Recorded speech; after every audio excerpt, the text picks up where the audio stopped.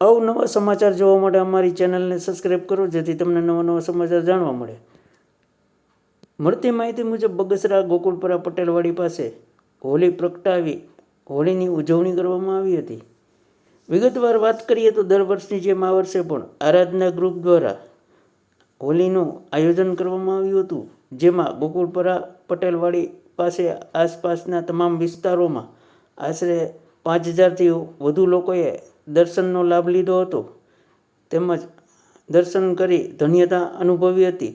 આ તકે લેવા પટેલ સમાજના પ્રમુખ રમેશભાઈ સુવાગિયા, જયંતિભાઈ વેકરિયા તેમજ આરાધના ગ્રુપના સભ્યો હાજર રહ્યા હતા અને આ ભવ્ય આયોજન કરવામાં આવ્યું હતું.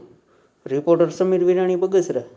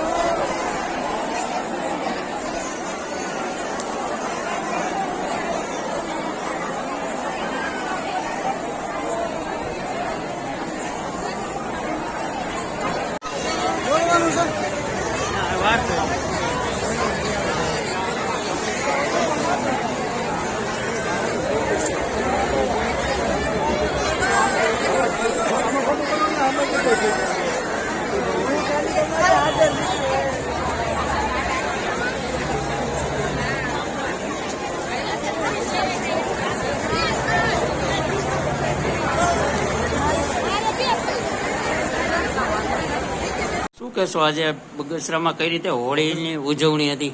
બગસરાની અંદર લેવા પટેલ સમાજ ગોકુળપુરાના ચોકની અંદર જે આજે છેલ્લા 35 વર્ષ થયા પરંપરા મુજબ જે ઉતાસણી હોળીનો પર્વ ઉજવાય છે, એની અંદર દરેક ધર્મપ્રેમી ભાઈઓ દરેક સમાજના આવી અને લગભગ આજે જ લગભગ 10 થી 15,000 બૈરાઓ, વરઘોડિયાઓ અને બધા સમાજ જેને દર્શન કરી અને પાવન થવા અત્યારે બધા આવ્યા હતા અને શાંતિપૂર્વક જે આ કાર્યક્રમ બધો ઉજવાય છે એનો હું ગૌરવ માનું છું. હું રમેશભાઈ સુવાગિયા, લેવા પટેલ સમાજના પ્રમુખ વતી હું બધાને એમ કહું છું કે ખૂબ ખૂબ અભિનંદન પાઠવું છું અને આવી રીતે કાયમ જે જ્ઞાતિવાદ ન થાય અને હવે ભાઈ રીતે બધા કાર્યક્રમો ઉજવાય એવી બધાને હું વિનંતી કરીને શુભકામના પાઠવું છું અને આવા દર વર્ષે પ્રસંગ ઉજવાતા રહે આવી મારાને બધાને શુભકામના પાઠવું. શું કહેશો, આજે કઈ રીતે હોળીની ઉજવણી છે પટેલવાડી પાસે? આજે પરંપરાગત રીતે હોળીનો ઉત્સવ ધામધૂમથી અમારે ગોકુળપુરા પટેલવાડી ચોકની અંદર આરાધના ગ્રુપના તમામ સભ્યો દ્વારા દર વખતે આયોજન કરી રહ્યા છે અને સારી રીતે ધામધૂમથી આ પર્વ ઉજવવામાં આવે છે.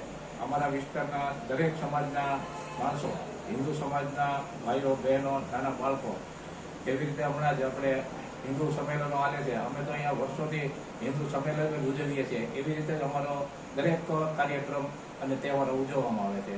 એવી રીતે આ વખતે પણ હોળીનો તહેવાર ધામધૂમથી ઉજવ્યો.